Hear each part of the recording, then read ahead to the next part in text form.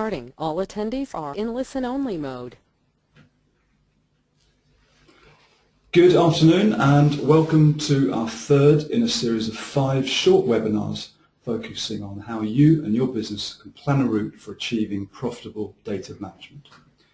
We're looking at some of the issues you will face and presenting you with actionable ideas to help you get where you need to be.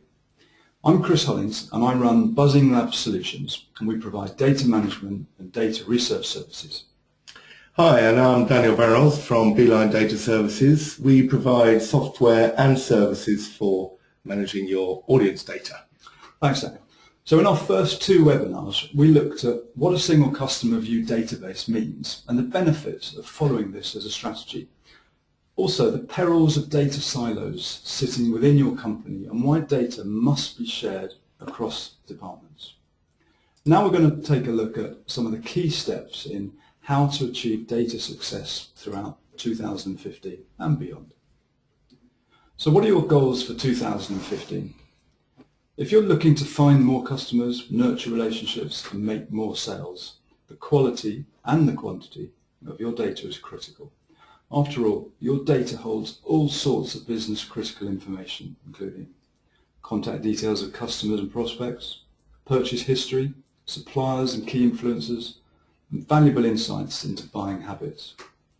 As a result, if you wish to run effective marketing campaigns and grow your business throughout the year, it's time to ensure your data is fit for purpose. To help, here are 3 steps to follow to ensure your data supports your goals. Number 1 is start with a data audit. If you want to improve your data collection and management process, you have to start by getting clear on what you've already got. Unless you've already implemented the single customer view, it's likely you'll have valuable data locked away in different departments managed by a variety of individuals. We discussed this in last month's webinar. If so, it's time to start bringing your data together.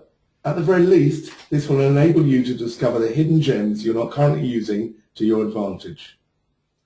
To achieve this, encourage people to release their hold over individual data sets. Communicate and let them know what's in it for them and for the business. After all, a reluctance to share data with other departments can lead to wasteful duplication, even a detrimental impact on your marketing and other activities. Finally, use your data guru to map out all the data silos and clearly define what data is stored in each, what the data is used for, and who uses it. You'll find a mind map is a very useful way to visualize and illustrate this information. Step 2 is to establish how you'll govern your data. Once you're clear on what data you already have, the next step is to decide how you'll manage it on an ongoing basis. For example, are you planning a single customer view, or do you want to make existing processes more robust? It's critical to pin down processes right at the start of the project. That way, you can ensure the best results and quality going forward. The old saying stands, garbage in, garbage out. So in short, put in the legwork now to ensure your data organisation starts off in the best possible way. Here are 6 data governance rules which you should consider. The first is to define your data fields. Firstly, you've got to define the minimum data fields which need to be populated for a contact or lead to be contained within your database. In short, identify the minimum information needed to be able to use a contact effectively, and that might be different from a contact record or a lead record.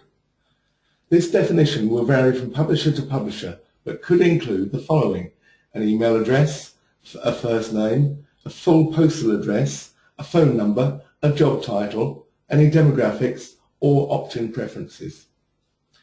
The second is to outline the rules and processes which will keep your data clean. If you want your data to be useful, it's super important that sufficient measures and checks are in place to maintain data quality. So for example, the process of deduplication is vital in publishing, and you'll want to define how often, how, and by whom. You'll need appropriate skills to do this well, so if you lack in-house expertise, consider a software solution or outsource support. The third one is decide how you'll keep your data fresh. As you know, contact data changes over time. People move addresses, email accounts are closed and staff come and go. With this in mind, it's critical you factor re-verification into your data management. Again, make sure you have skilled staff on hand to handle this task, and if you don't, consider investing in outsourced support and expertise. The fourth is, how will you improve the quality and value of your data? Right now, are you proactively collecting all the information which you need to allow your data to help you achieve your business goals? Specifically, what additional data fields and categories could assist your business growth? It's worth asking this question on a department-by-department basis. For example, what would assist marketing, sales, and finance? In addition, take this opportunity to identify deeper layers of data understanding which you can collect. For example, information relating to business activity, job role, or financial data could open up new opportunities to grow your publishing business. And fifth, confirm the standards for inputting data records. Often it's the simplest of changes that make all the difference. For example, do you have rules on the use of capital letters? How do data inputters record the word limited? What salutations are noted? With standard formatting across the board, you'll find it easier to search and analyze your data. In addition, you'll avoid costly future reformatting. And sixthly, in what format do you want your data held? For example, do you want the company as a parent record with all the contacts one level down as the slave record? Alternatively, are you happy with one contact, one record approach? Taking the time up front to lay down the standards and expectations will save a heap of time in the future.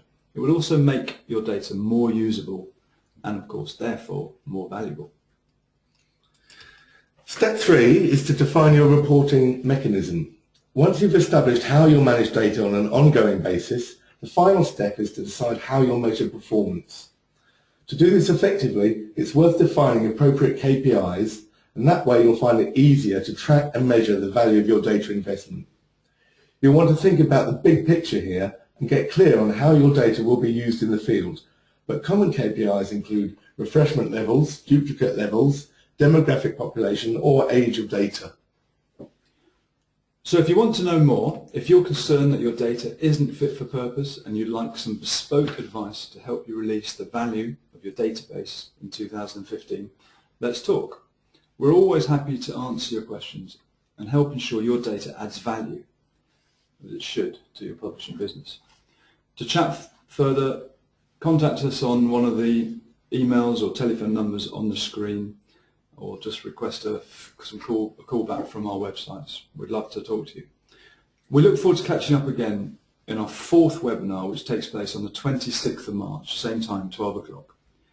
And here we're going to focus on some of the software options that are available and whether to outsource your data management or not. Thank you for your time. Thank you. Bye-bye.